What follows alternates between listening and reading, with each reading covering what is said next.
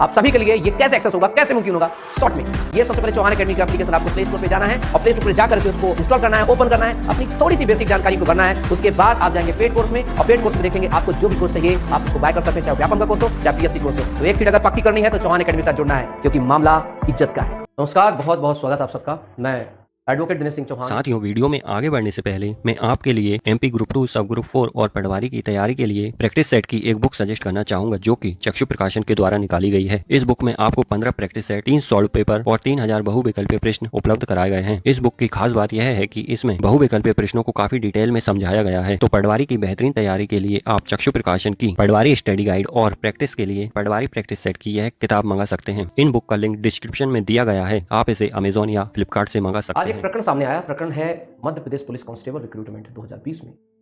बच्चों को बुलाया गया, मेडिकल करवाया गया, सब कुछ हुआ, तमाम चीज़ें। और जब ज्वाइनिंग देने की बारी आई तो उनको अपात्र घोषित और अपात्र घोषित किया गया, और एक ऐसे निर्णय पर अपात्र घोषित किया गया जो कि सच में कहा जाए तो कहीं ना कहीं माननीय सुप्रीम कोर्ट और माननीय हाई कोर्ट दोनों के ही फैसलों के एक प्रकार से विरुद्ध है।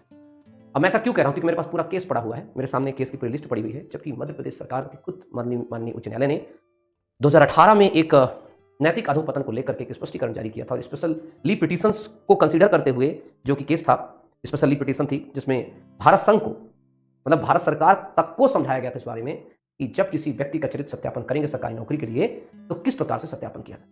खैर कोई बात नहीं, बहरहाल पूरे मुद्दे पर आते हैं। मुद्दा यह है कि 100 से ज्यादा, बल्कि कहें तो बल्कि 200 लोग बाहर होंगे इस केस से। अब इनको बाहर करने के बाद इनके पास ऑप्शन क्या बचता है? ऑप्शन ये है इनका, पहली बात मैं आपको बता दूं, माननीय उच्चतम न्यायालय के आधार पर जो मेरे सामने फैसला रखा है, ये जो मैं फैसला देख रहा हूं यहाँ पर, ये सभी के लिए कंपलसरी है, चाहे पुलिस विभाग हो, चाहे जेल विभाग हो, चाहे कोई भी विभाग हो, सभी के लिए कंपलसरी है। माननीय उच्चतम न्यायालय का कहना है कि अगर कोई भी व्यक्ति के ऊपर अगर अपराध लगाया जाता है, आरोप किया जाता है, तो आरोपी तब तक नहीं जब तक कि उस पर अपराध सिद्ध नहीं हो सकते। और जब कोर्ट के द्वारा, माननीय कोर्ट के द्वारा जब दोष मुक्त कर दिए जाते हैं तो कोई विभाग उन्हें दोषी नहीं ठहरा सकता। लेकिन फिर बहुत सारे विभाग ऐसा करते हैं, और शायद इसलिए भी ऐसा करते हैं क्योंकि कई बार जब वो सही जगह पर नहीं पहुंच पाते तो उनकी पिटीशन से डिसमिस हो जाती हैं, वो बाहर हो जाते हैं। मुद्दा क्या था? बहुत सारे ऐसे अभ्यर्थी थे जिनके ऊपर 323 का अपराध सामान्य है। आप अगर अपने गाली में भी किसी से अगर झगड़ा कर रहे हैं, थोड़ी भी कुछ बोल दिए, कई बार तो मैंने ऐसे भी देखा है कि आप अपने गांव में नहीं है लेकिन सामने वाला पड़ोसी जानता है कि आप चूंकि बाहर रह के पढ़ाई कर रहे हैं और आपकी नौकरी न लगने दे, इसलिए जानबूझ करके आपका 323 की धारा चला। जो कई बार तो ये भी देखने को आता है कि कुछ पुलिस वाले जानबूझ करके पैसा भी लेकर के ऐसा कुछ करते थे, कुछ पुलिस वाले, सब नहीं। और ऐसे में क्या होता है कि जब वो दोष मुक्त भी होता है तब भी उसके साथ इस प्रकार की समस्या आती है, जैसी समस्या आज मध्य प्रदेश में आई। खैर, ये इतना बताने के बाद एक प्रश्न आता है कि सर हम क्या करें आगे।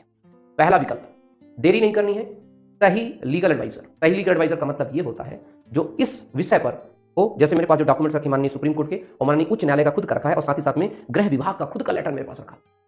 मतलब ये लेटर लगाने के बाद तो आपको ज्वाइनिंग तो दौड़ के देंगे आपको, क्योंकि बहुत महत्वपूर्ण चीजें होती हैं, क्योंकि आप दोष मुक्त हैं और भी कई प्रकार के केस के बचे होंगे। तो सबसे पहला काम, आपको एक सही लीगल एडवाइजर के पास पहुंच करके तुरंत, जितना जल्द से जल्द होकर के तुरंत उस ऑर्डर पर स्टे लेना है और आपको अपनी ज्वाइनिंग लेना है। फिर मैं आगे बताऊंगा दूसरा क्या काम करेंगे आप। दूसरा काम ये करेंगे आप कि आप एक बार फिर से अपने आदेश की कॉपी पढ़िए जो आपकी जिला न्यायालय के द्वारा जब आपको छोड़ा गया था, तो उसमें क्या लिख के छोड़ा गया था। आपको दोष मुक्त किया गया है, समझौते के आधार पर दोष मुक्त किया गया है, संदेह के आधार पर दोष मुक्त किया गया है। ये बहुत बड़ी छोटी छोटी लाइनें हैं। संदेह के आधार पर अगर दोष मुक्त किया गया है तो उसका क्या मतलब होता है, समझौते और राजीनामा के आधार पर दोष मुक्त किया गया तो क्या होता है, और साथ ही साथ में आपको अगर सिर्फ दोष मुक्त किया गया तो वो क्या होता है। ये दिमाग में रखने का प्रयास करेंगे, क्योंकि ये बहुत ही महत्वपूर्ण लाइन होती है।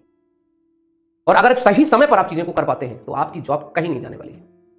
पूरे इस प्रक्रिया में 30 से 40 दिन मुश्किल से लगना चाहिए। ढंग का अगर एडवाइजर, ढंग का अगर लीगल एडवोकेट कोई है तो वो 30 से 40 दिन में आपको, क्योंकि मेरे पास अभी कुछ दिन पहले केस आया था, तो पहली हियरिंग में ही 4 हफ्ते का नोटिस हो गया था। उसके बाद सरकार को जॉब देनी ही पड़ी। जेल पुलिस का केस था, उसके ऊपर मर्डर का केस चल रहा था, उसके बाद वो बरी हुआ। उसके बाद बरी होने के बाद वो गया मुख्यालय पहुंचता है, मुख्यालय में उसको भगा दिया जाता है कि ये कह के तुम्हारे ऊपर केस था, और चूंकि उसने बोला मैंने पास दोष मुक्त हो चुका हूं, तो फिर बहुत सारे बहाने बनाए जाते हैं और अब उसको भगा दिया जाता है। उसको मेरा नंबर देता है, पहुंचता है, बच्चा वहां पर ढूंढते ढूंढते आता है। तो आपके पास समय है, एक बहुत क्रीम समय में चल रहे हैं, और अभी 1-2 दिन में जो आप अच्छा खासा कर लेंगे तो कर लेंगे, क्योंकि बीच में फिर दिवाली की, होली की, आपकी होली की छुट्टियां आ जाएंगी। जब होली की छुट्टी आ जाएंगे तो फिर वो इधर उधर चीज हो जाएंगी, तो उसके पहले ही आपको अपनी चीजों को करना है। उसके बाद भी जब भी आप लोग मौका मिलता है आप तो कर सकते, ऐसा कुछ नहीं। और आप जितने भी पूरे हिंदुस्तान में जो भी लोग वीडियोस को देख रहे हैं, मैं 2 लाइन में आपको समझाना चाहता हूं कि माननीय उच्चतम न्यायालय ने कई सारे केसों में यहां तक कि 20-20 साल पुरानी नियुक्ति तक दी है। आखिरी में कुछ प्रश्न आपके अगर हैं तो बताइए। सर 5 साल से पढ़ाई कर रहे हैं, नंबर अच्छे नहीं आ रहे हैं, तो बेटा प्रयास करने का तरीका बदलिए, आपका प्रयास सही नहीं है। कई बार ऐसा होता है कि हम जिधर मेहनत कर रहे होते हैं, मेहनत सही दिशा नहीं कर रहे होते हैं। जिन किताबों को, जिन लोगों के साथ पढ़ रहे हैं, थोड़ा सा उसको बदलने का प्रयास करिए।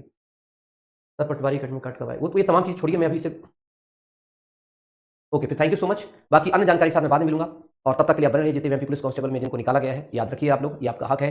और प्लीज, आप सभी के केस अलग अलग प्रकार के होंगे, तो सभी की पिटीशंस फाइल होनी जरूरी, क्योंकि ऑर्डर में सबका नाम होना जरूरी है। और सभी का ऐसा मत करिएगा कि 100-50 लोग मिलकर के 4 लोगों का केस लगा दो, लाखों रुपए बर्बाद कर दो। बिल्कुल ऐसी गलती मत करना।